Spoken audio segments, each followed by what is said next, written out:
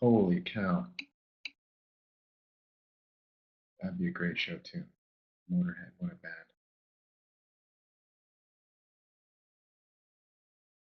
Curling Club. Wow. Must have been a while ago.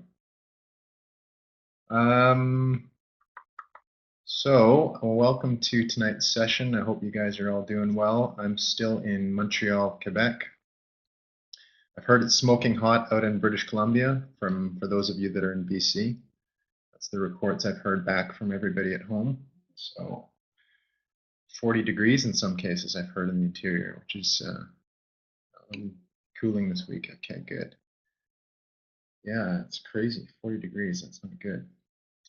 We had a bit of a heat wave here a few weeks ago, but it's been pretty mellow. So tonight, I want to talk about something that relates to both courses, where we're at with both courses. And in 322, we're at that kind of integration of different perspectives or imperatives, as we're calling them in the course: ecological, economic, and social. And then in the 660, we're looking at product-related tools. And in both cases, what's really important to be successful at getting engagement with an idea, when you talk about engaging the different imperatives, and then also the idea of sustainability in relation to a product, is communicating that. So how do you communicate these things, right? So how do you influence people? How do you engage people? So what I had thought would be a useful thing to talk about tonight, certainly is useful because for me, because I'll tell you what I'm having to get up to next week.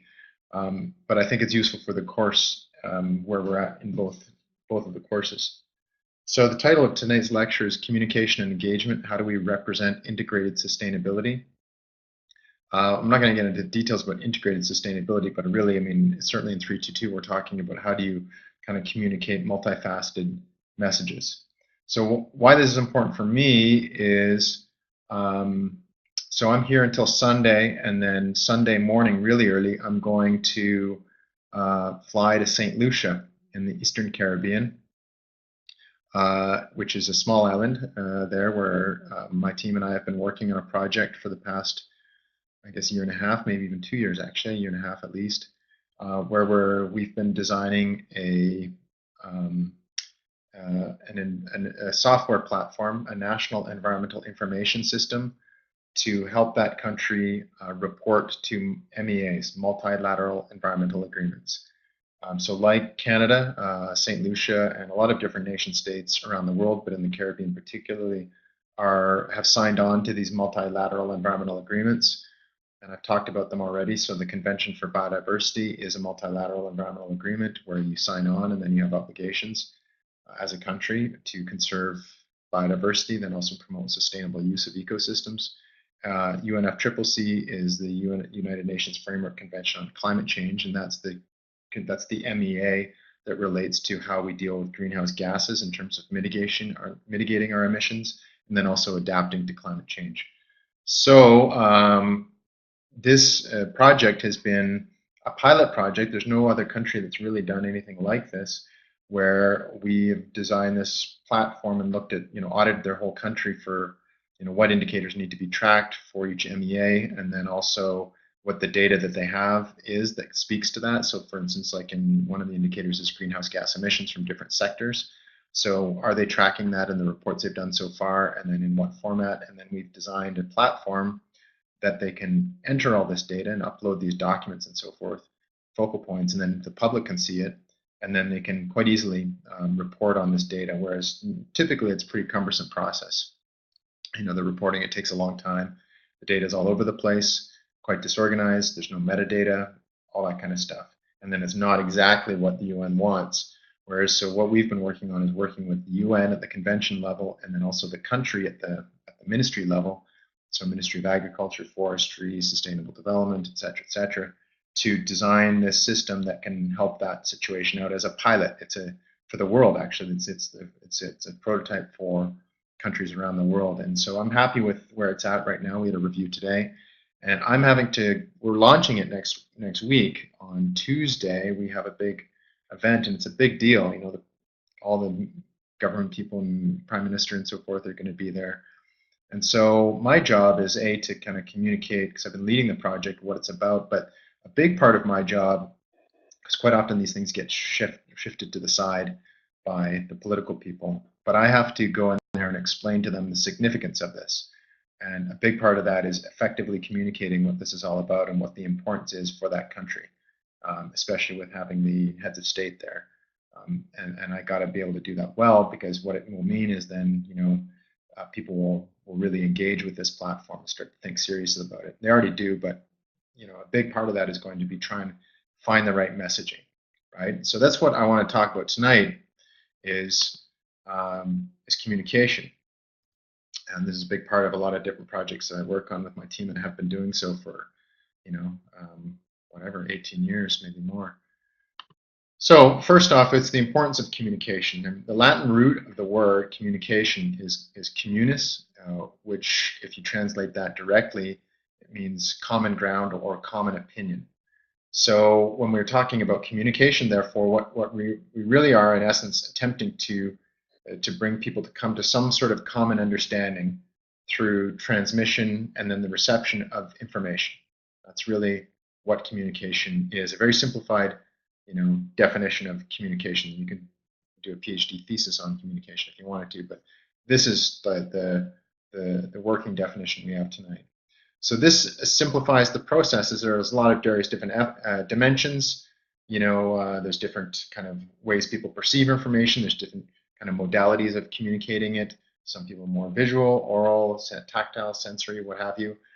But in essence, this is really the core of what we're trying to do, and it's quite important in our line of work to get to that core message. Say, okay, what really are we trying to do here is we're trying to come to some sort of common understanding about an issue between two parties or multiple parties.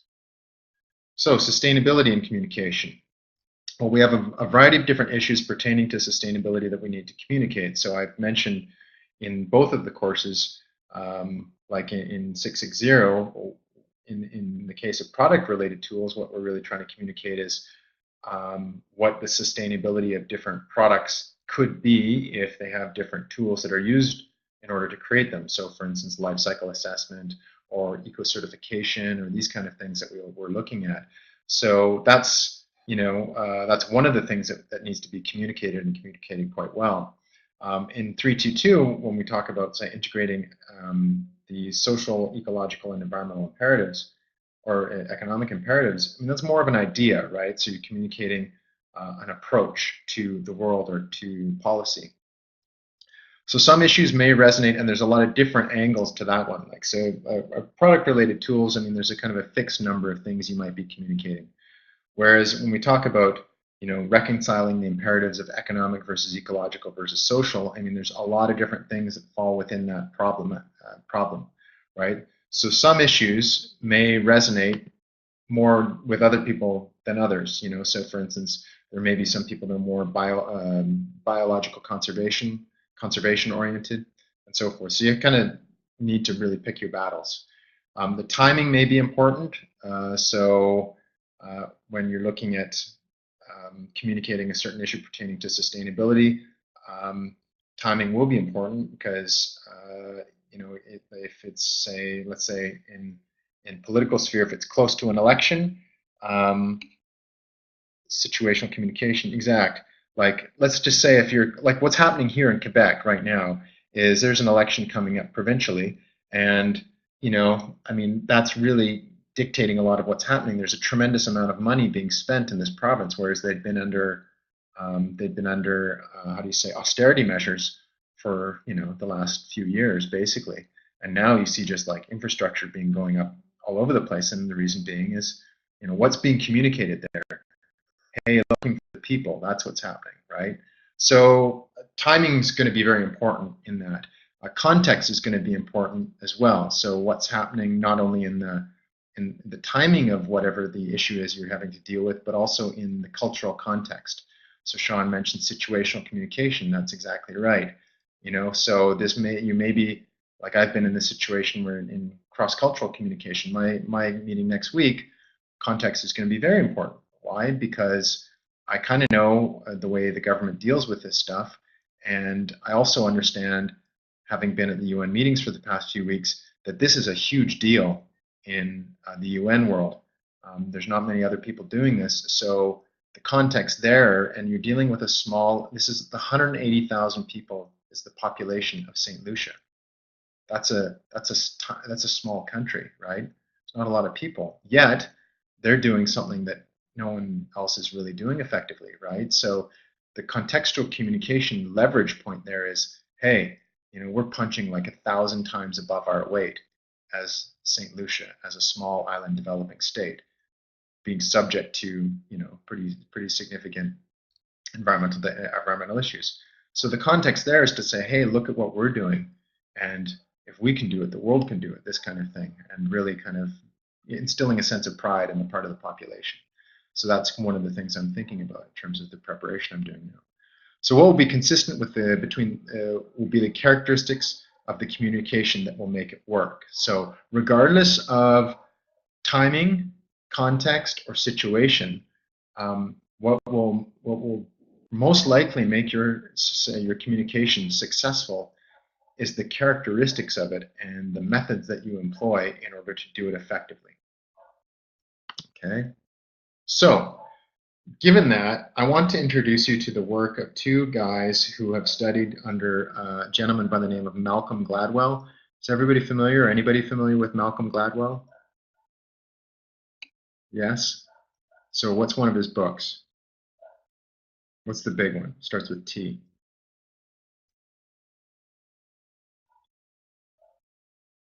If you're not familiar with Malcolm Gladwell, check his stuff out. Tipping Point is the book I'm referring to. He's written another one called Blink.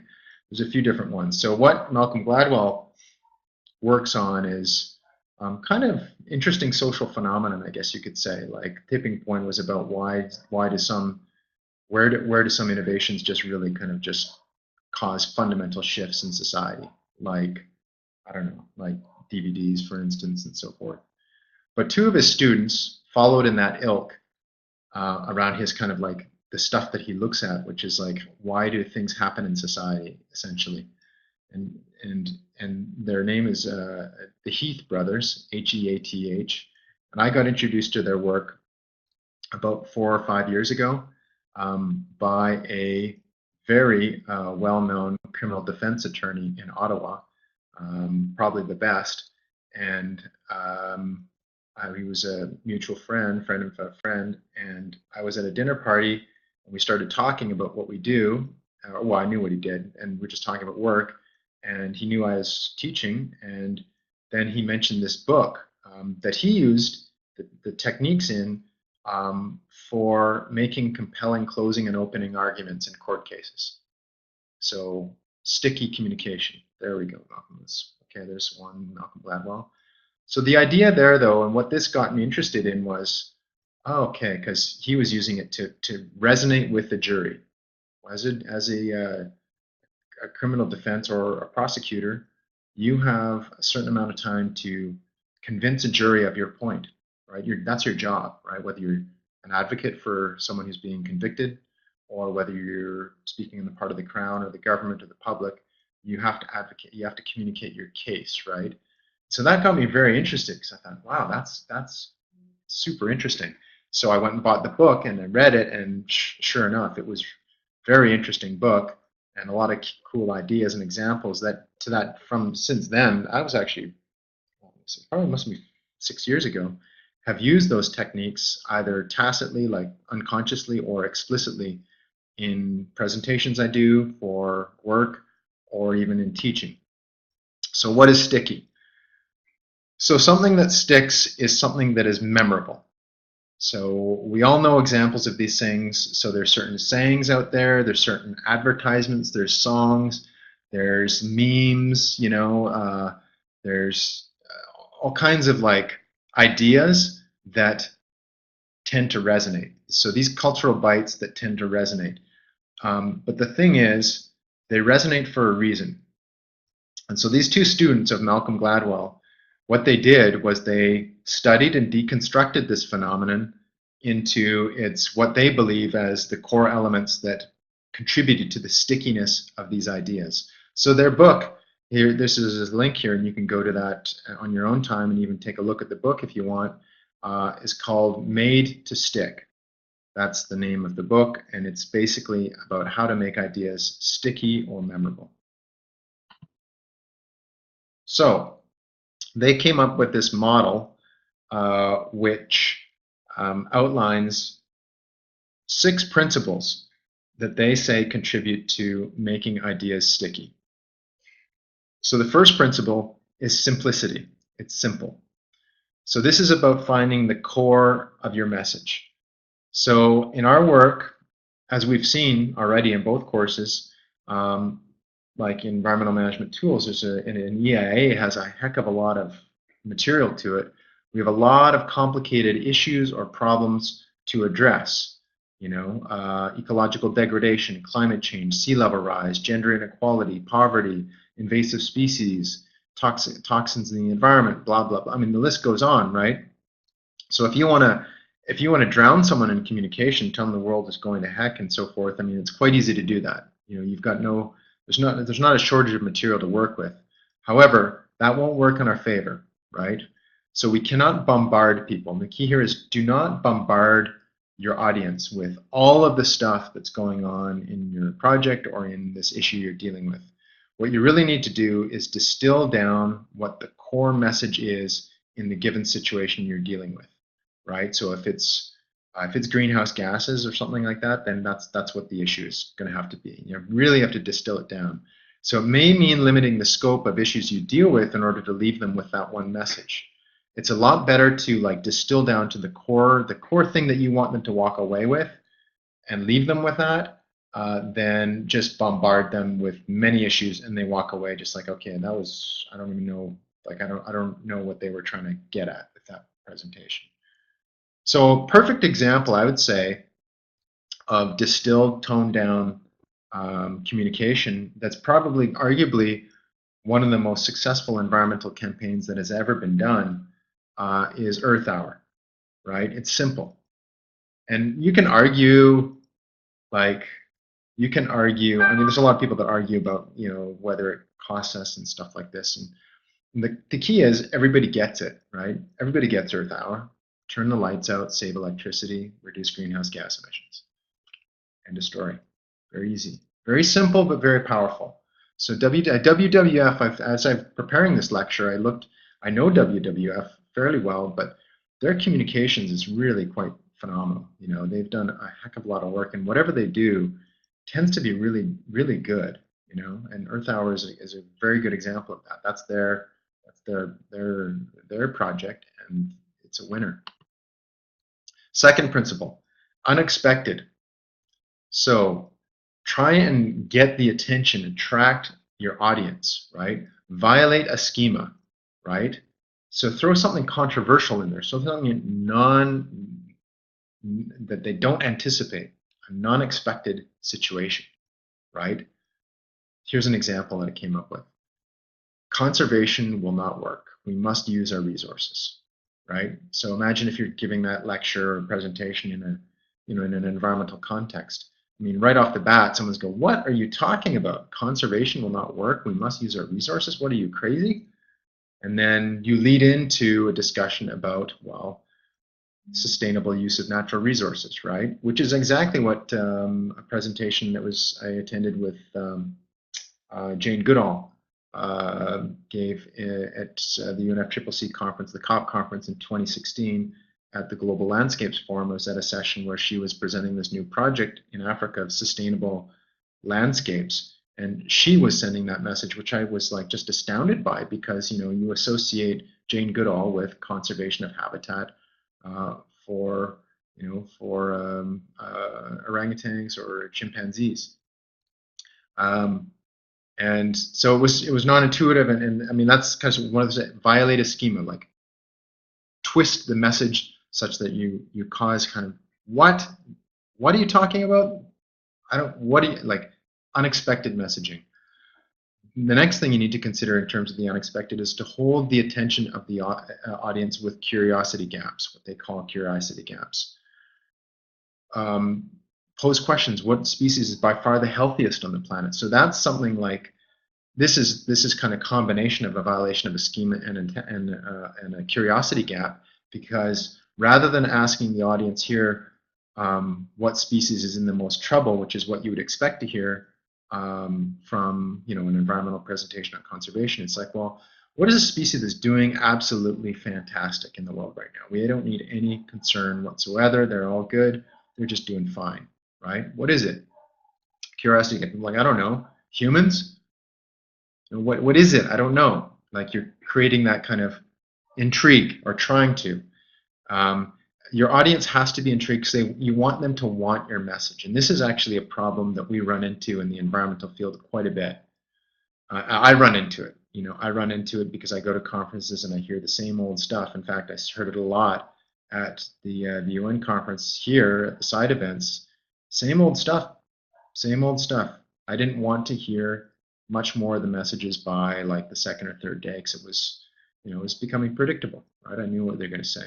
We need more funding for this, that, and the other. Third principle, concrete.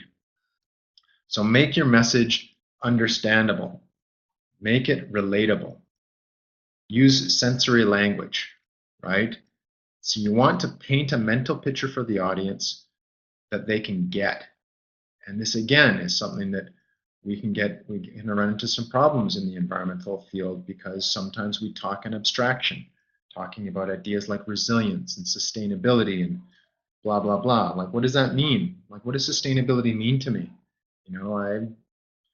I work in the mine, and I have a family, and I do my job. And then you're presenting to me about this concept about sustainability, and you're not explaining to me exactly what it means for my life, or my family, or my community, or my future. It's not concrete to me. So you have to contextualize your situation and then communicate in a concrete way. Paint a mental picture. So one of the examples I use in the Heath's book is, we're going to put a man on the moon, right?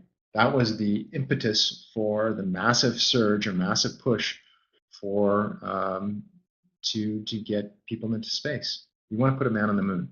Boom, people got it. People understood. We literally want to have someone walking on the moon, and that just mobilized people. So try and connect with multiple types of memory. Try and use vivid description, visuals of pristine nature, for instance. An example is like vivid pictures in the natural context, like this one here I gave this example. It never wears out. Is, why do people never tire of the image of the lone polar bear stranded on a tiny iceberg? Why? Because it's concrete and it's sticky. They get it. It's even emotive, right? Because they see this frail, you've seen the image of the small polar bear and that tiny iceberg just standing there like it's lost, right? And you can see it, and then you can relate to, oh, well, that's climate change, right? That's right there. We're stranding polar bears.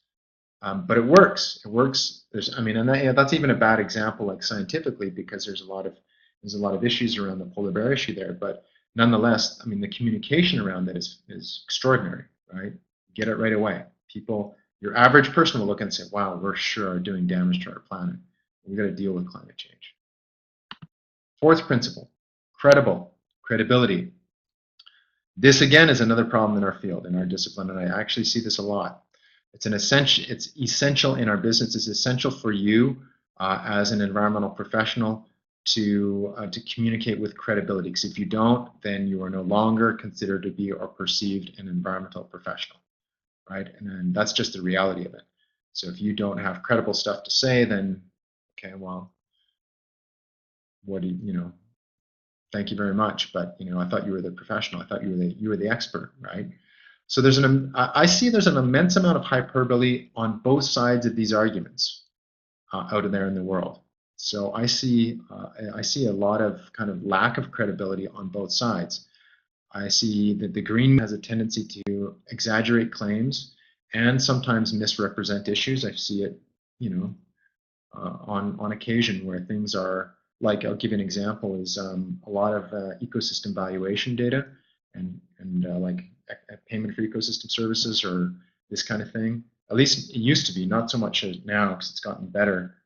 But it used to be so incredibly exaggerated.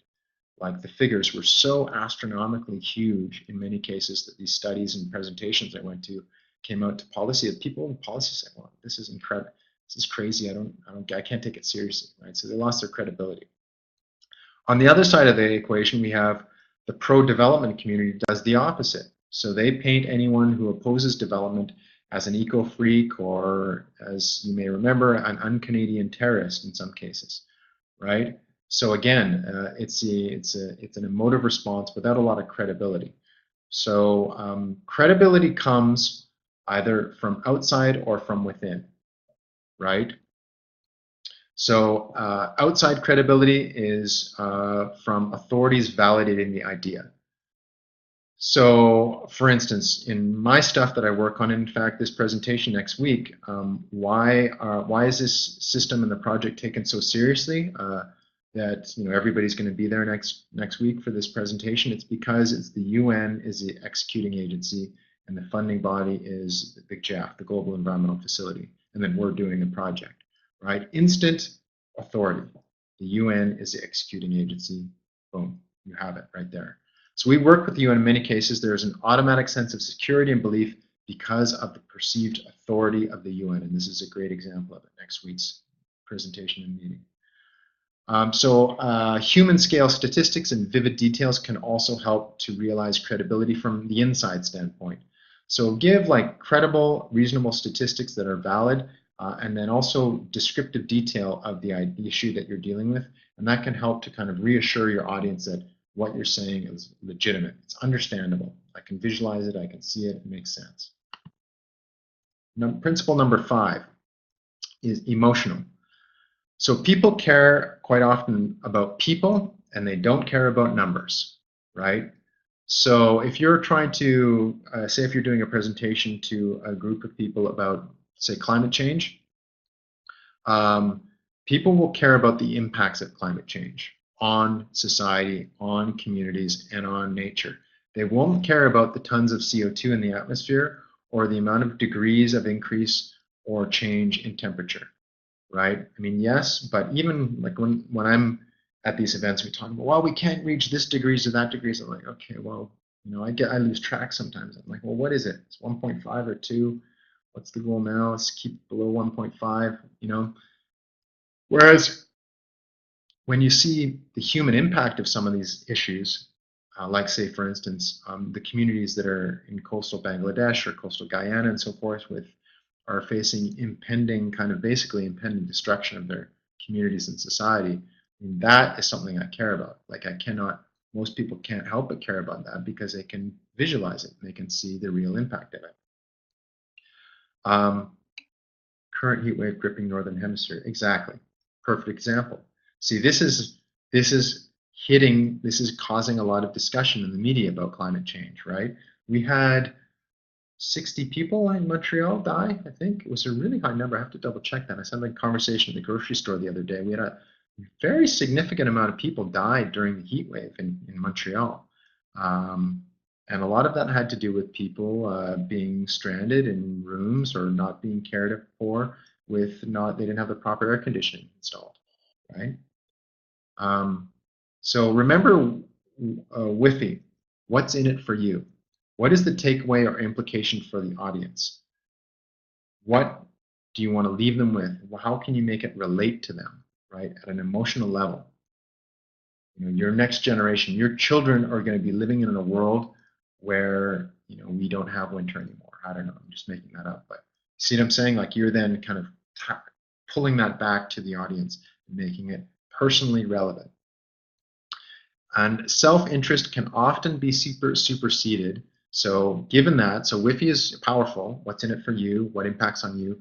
But that self-interest can often be superseded by identity appeals, right? So, and by identity appeal, I mean appealing to an idea of an identity you may ascribe to. So here's an example. The Canadian thing to do is to be an environmental leader, right? Why? Well, because we're Canadian, right? We have trees, we have forests, we have lakes. We have a lot of nature, therefore we're an environmental leader. We should be. That's what defines us, right? That's kind of an identity appeal. Principle 6, stories. So this is the last principle. Stories drive action through simulation.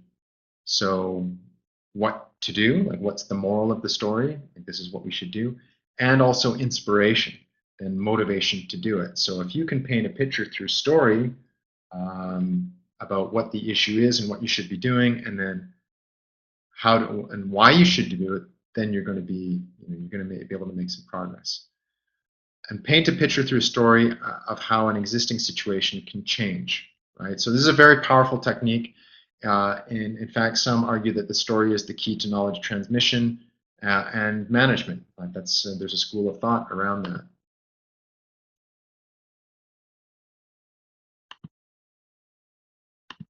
So story.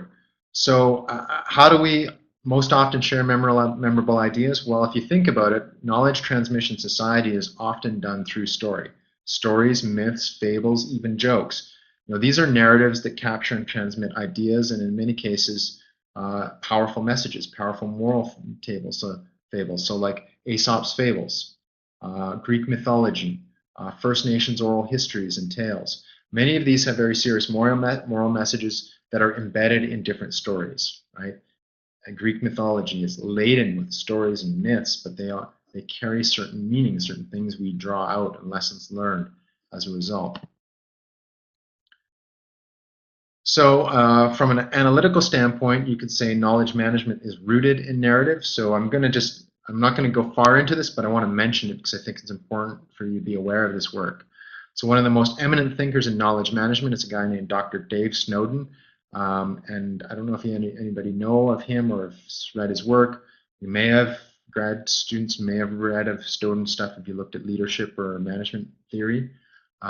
So one of the more, he argues that narrative is intrinsic to organizational knowledge transmission, right? So for example, like if you want to find out what the true story of what's going on in an organization, Dave Snowden say, well, this is what you do. If you want to really know what's going on in an organization, go and hang out near the water cooler and be a fly on the wall. And you will hear through narrative stories of what's going on there and what the dynamics are and so forth. So he's formulated his theory into a model, what he calls Cynefin. Yes, the Cynefin guy, exactly. As it relates to decision making in organizations. So Cynefin framework is more about decision making, but communication and knowledge transmission, I think, has a big role to play in his thoughts. And so that's why I think take a look at his stuff. It's a complexity model, and a communication and understanding is a complex system. So communication and successful communication is a complex system. It's a complex problem. Trying to find that common ground, as I referred to previously, the Latin root of communication being communis, between different stakeholder groups or different kind of individuals. There's a lot going on. There's a lot of things happening at that time. It's very much a complex system. So in his view, there's two types of models. So his model is a sense-making model, and whereas another type of model is a categorization model. So categorization model is where you have certain kind of categories of things, like if it has this, this, and this, then it is this. And that's where your framework precedes the data. Whereas in a sense-making model, it's the data that precedes the framework. So it's the situation where you look at the data and the actual kind of understanding of what that system is will emerge from the data. It's like grounded theory and qualitative research methods. So this is an image of that model where he has different types of systems ranging from complex to complicated to simple and chaotic, where he outlines different ways to come to an understanding. So in terms of communication, how you might go about trying to understand how best to communicate in a given situation in, say, a simple system, as you say, well, this is I'm in a fairly simple kind of social setting. I've got a logging community, and I'm going to talk about sustainability. So you got to sense, categorize, respond, right? In a seemingly simple system, right? Sense who these people are, categorize them. Okay, well, these are industry workers, and then respond with the communication strategy that you think will best work for them based on previous knowledge, right? Whereas it may not be a simple system. It may be complicated in the sense that you have a more diverse stakeholder group. So you have to then sense, analyze and say, okay, well, what's going on here? I think I see these people, and they may perceive it in this way, and these folks may perceive it in this way. I'm going to analyze these kind of potential responses, potential perceptions of the situation, the communication, and then I'm going to, okay, now I'm going to communicate in this way. So that's kind of a complicated system. Whereas a complex system, you could have multiple stakeholders in a cultural environment you're not familiar with in any way, shape, or form, and you need to then probe, so test, he argues this anyway, is to probe, so maybe do some probing questions and sense what happens as a result of that. It's like doing an experiment and then respond to that. So it's almost like an experiment, like a failing fast type of experiment. And then the last group there is, or type of system, is chaotic, where you have act, sense, respond, and that's where you get novel innovation, right? That's where innovation occurs, is in chaotic systems, either intentionally or not, where you act, and then as a result of your actions, say if you're innovating, right, you do it, and then you see what happens, and then you respond, and that's where you get this kind of like quick iteration over, like say we're doing a social media campaign. We push out this media, and then we see what happens. You sense what comes out of it, and then you change accordingly. So, I mean, that's just a general explanation. I'd recommend going and taking a look at some of his work here. That's one of his videos. Or if you go and Google Dave Snowden, you'll find his organization. It's just, this sort of lecture is not really completely about that, but I think it's worth taking a look at. So the question then remains is, what has worked? So what has been effective and successful communication in the environmental field?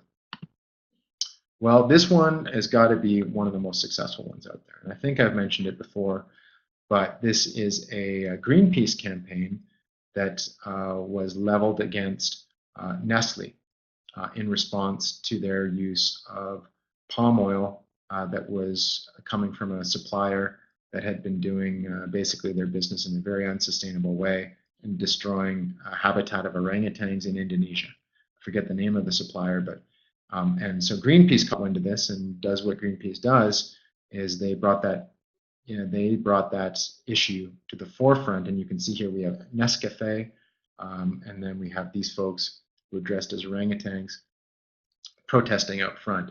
And this one went viral immediately just because of the story, the visual impact. If you go through Heath's principles, you have a lot of them captured in what these folks were doing.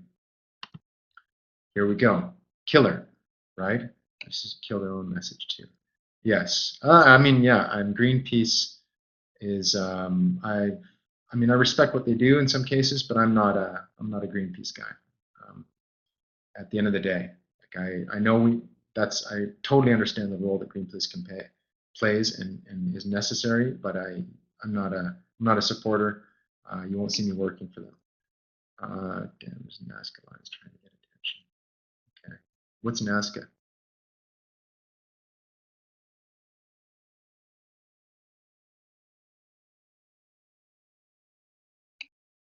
Oh, okay, interesting. Interesting. Okay, I didn't know that. Okay.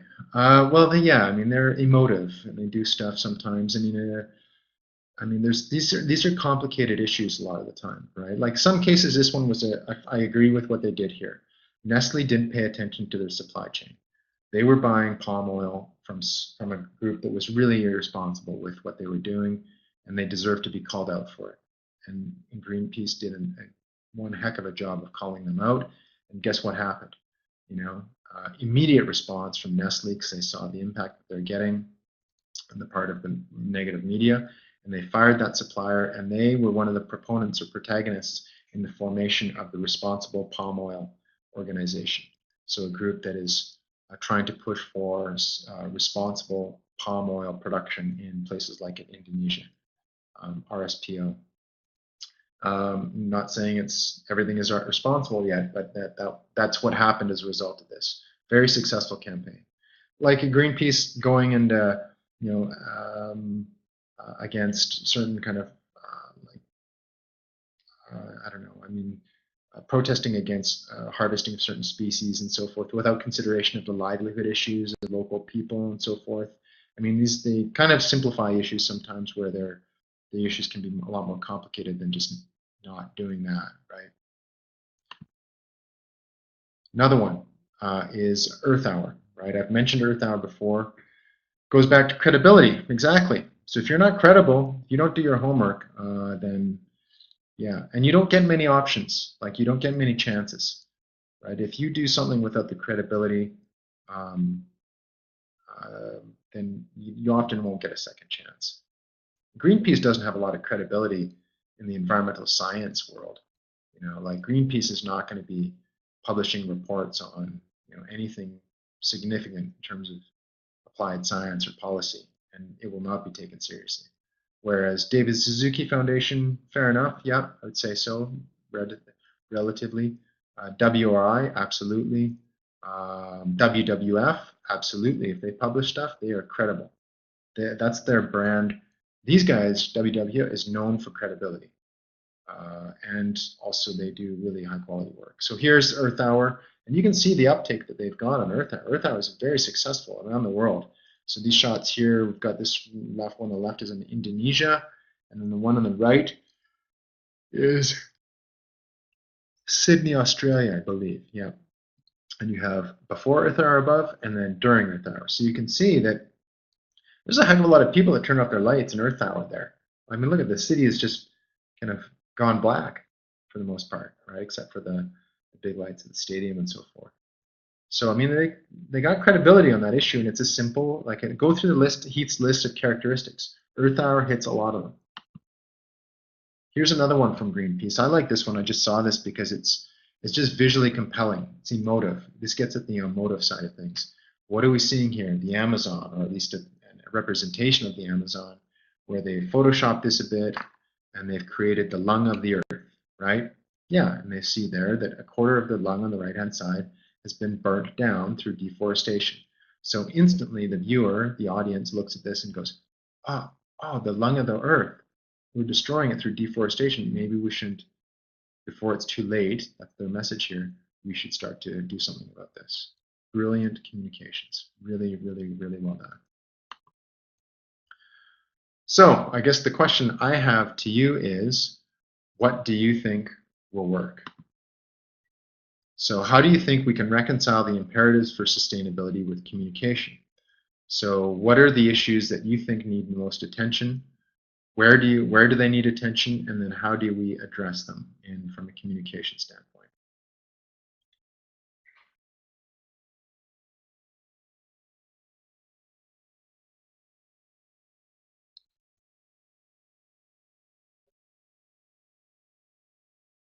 Anybody? What's the one issue that you think we need to communicate the most on to mobilize action? Melting ice caps, climate change.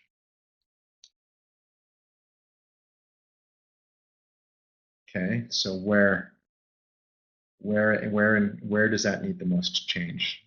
What is the globally? But presumably we need to focus on those that are emitting the most greenhouse gas emissions, right? Acceptance, complacency. Yeah. Yeah, I hear you. And this is coming from a guy, conservation. Yeah, conservation of biodiversity is big. In fact, I'd say my feeling is that biodiversity needs more attention than climate change. I mean, I'm not choosing one issue or the other, but I'm saying that because, I mean, we all hear about climate change. Everybody knows, even your average Joe in the street knows about that issue. Whereas, your average person does not know or care really about conservation of biodiversity and sustainable use of ecosystems, right? Whereas if you look at the data, look at Millennium Assessment or any of the global, like what's happening in IPBES, man, I mean, global biodiversity is like getting beat up, as is ecosystem, as are ecosystems, and that's our lifeblood. So I do think that my feeling is that we need to communicate more about conservation of biodiversity and really make that more of a tangible priority. Absolutely linked to climate change. There's no question those are not linked issues, and in fact, we should communicate them as linked issues, like communicate solutions um, as linked as co-benefits, right? So conserving rainforest is a co-benefit solution for both biodiversity conservation and climate change. So we're keeping carbon stored in the biosphere. Education starting with younger generations, absolutely. It's being misused by industry. It's not well understood. Yeah, I mean, there was a lot of that. There's a lot of talk about that. Actually, that the CBD at the meetings, there was some meetings about that. How biodiversity is just thrown around a lot, especially in industry. Whereas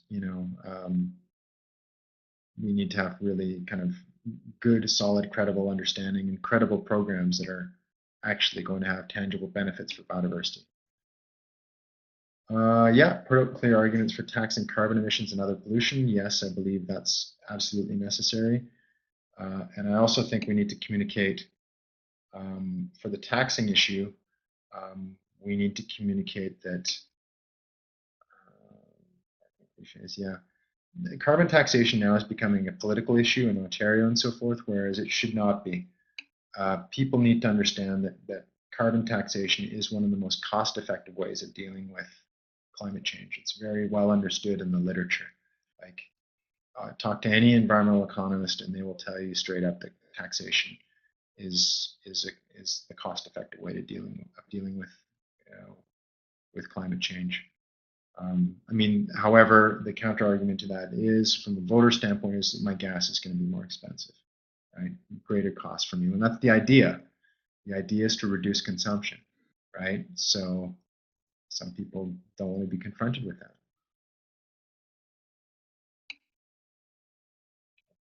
And look at BC. BC's carbon tax has been a success. So yeah, I'd say climate change, biodiversity. Those are issues. So I mean, how do we address them? I think I think we need to look at being creative. We also need to look at some things that have worked, right? So what's going to be the next sticky idea for biodiversity? I'm curious to know what that is. How are you going to make biodiversity stick? Well, let's look at. I think we need to draw some insights from the Heath brothers' work. Would be something that I would do. In fact, I'll be doing that for this presentation next week. It's great because actually this kind of I'll be back to it. It's not relatable. What's not relatable? Stop using plastics. Yes.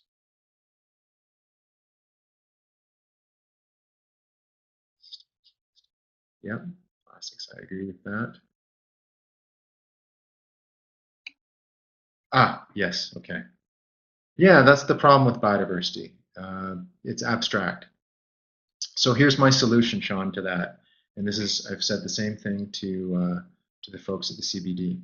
Is you're not. I don't think you're going to get people on biodiversity alone. Like, I really don't think so. I've tried it, and pitched Bombardier, right, the plane company. Myself and Dave Stuerman, a colleague of mine from the UN CBD, we pitched them on business and biodiversity, bring biodiversity into their supply chain, and they just looked at us blankly, right? Like, we don't get it, like, we build planes, right? So what's the connection with? We're struggling here with the connection. So my solution to that is to try and make it a little more relatable to people. And the way that I have been able to, I think, have had some success with that is to use ecosystems. So what I do if I'm talking about business and biodiversity or business and nature at all, I use ecosystem services as kind of the factor we need to think about and kind of be stewards of. Because then you can relate those ecosystem services to things that we, in a business case, things that we rely on to function. Yes, exactly. Yeah, that's these could be it. But piggyback the issue on something more relatable. Yes. So water ecosystem services, right? So this is what I use quite often because people get that. Companies get the water ecosystem service always because they know they need it, or cotton, or food production, or whatever. But then you build onto that, you build into that biodiversity as kind of this latent part of ecosystems that supports it. It's the kind of the base, the bank of genetic material that is the base for ecosystems, which therefore then provides ecosystem services.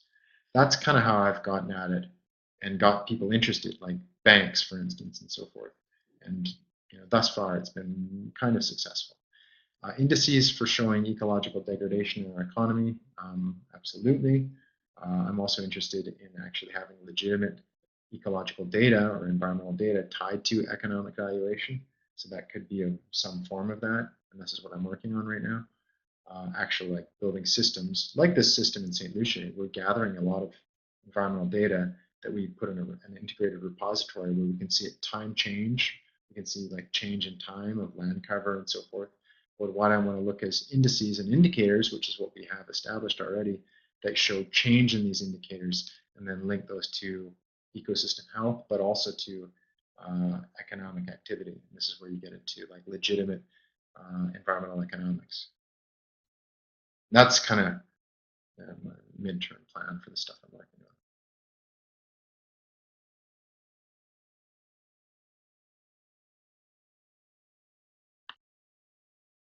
So that's it. We're at an hour. So kind of to wrap things up, I would say communication is a fundamentally important part of this challenge that we have. I think it would be worth your time to take a look at Chip and Dan, I think their names are, the Heath brothers. Take a look at their work. You don't necessarily need to go buy the book, but it's in the library. Go grab it. And I'd recommend definitely, just one sec, I'm going to show it quickly. They have this thing you can download. You go to their website. I'm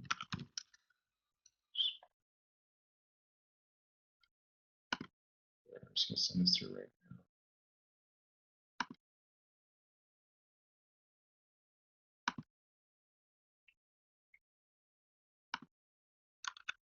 So if you go here, you can put your email in, and then it will register you with their, I mean, they want your email so they can email you stuff and so forth, which is great, and their stuff's good, so it's actually could be beneficial for you. But that will then allow you to download what they call the made to stick model, which I kind of explained here, which is their 6 principles, and then how those roll out. But it's good to look at their, their explanation of the specifics of each one of those principles, and then try and relate them to what you're working on. Make sense?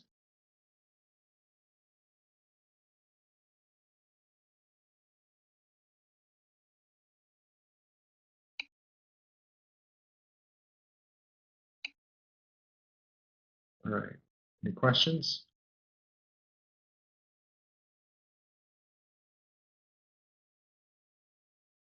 The impact that I've had by investing in communication on projects has been make or break. For me, for instance, I will bring Lisa. Lisa is the art director for DE. We will bring Lisa in on even projects that you would think you don't need to have a good graphic designer on, but you put them on there anyway and make stuff look awesome and aesthetic. It just has a huge impact. It really does. People will respond positively to something that's cleanly laid out, or evocative in terms of emotive in the imagery and so forth. I mean, it has a massive, massive impact. Sticky approach is very similar to some of the TED Talks I've seen. In how they've delivered the TED Talks, you mean? Yes. Well, I'm sure a lot of TED speakers have read their book, because they want their TED Talk to be sticky. So they're going to use a lot of those principles. Yeah. I mean, this isn't new. This is not new stuff. This has been around for a few years at least, and it's popular stuff too. So, yeah.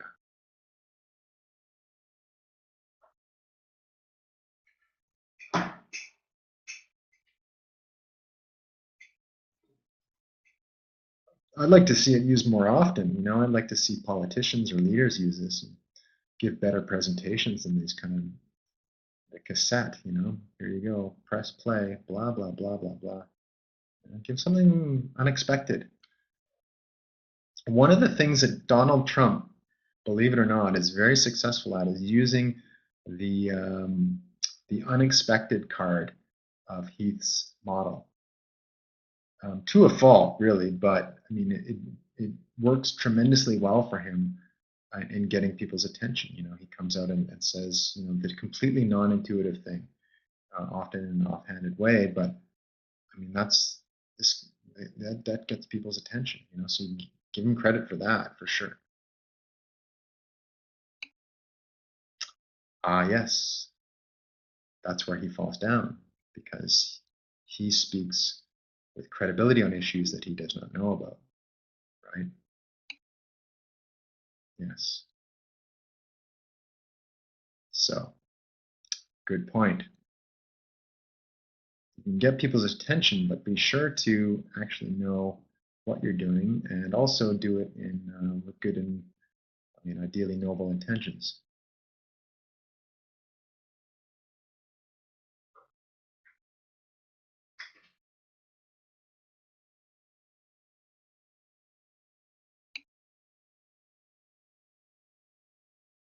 Yeah, I'm not so familiar with Bill Nye, honestly. Like, I know there's been a lot of hype and stuff about him, but I don't know. I can't comment on Bill Nye.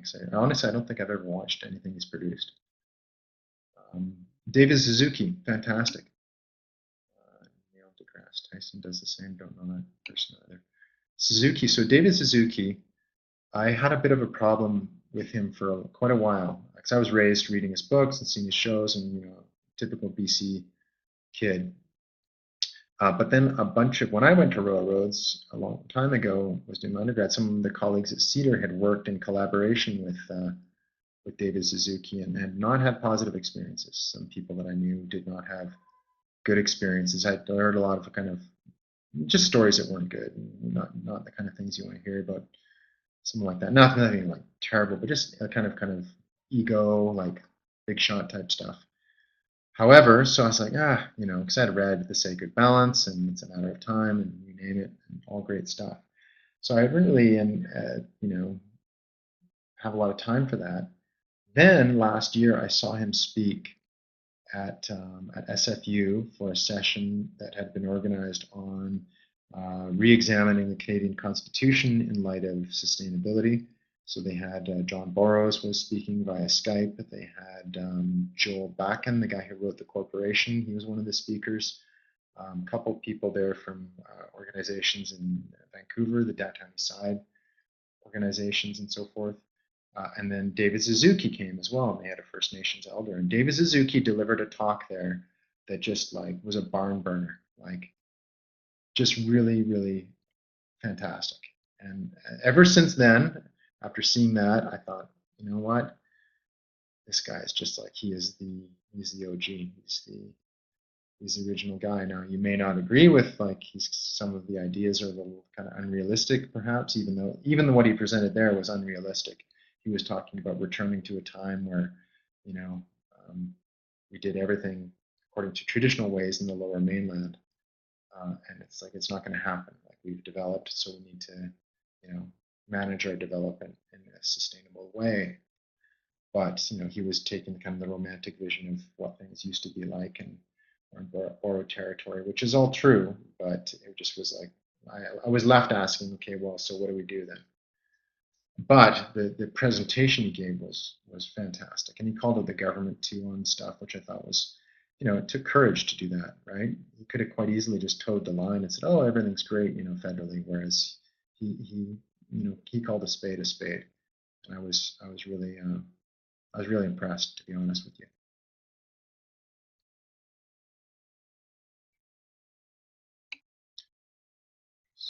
Another issue when heroes fall, so does the cause. Okay, like what? Give me an example. I agree with you, but I want to like what would be an example of that?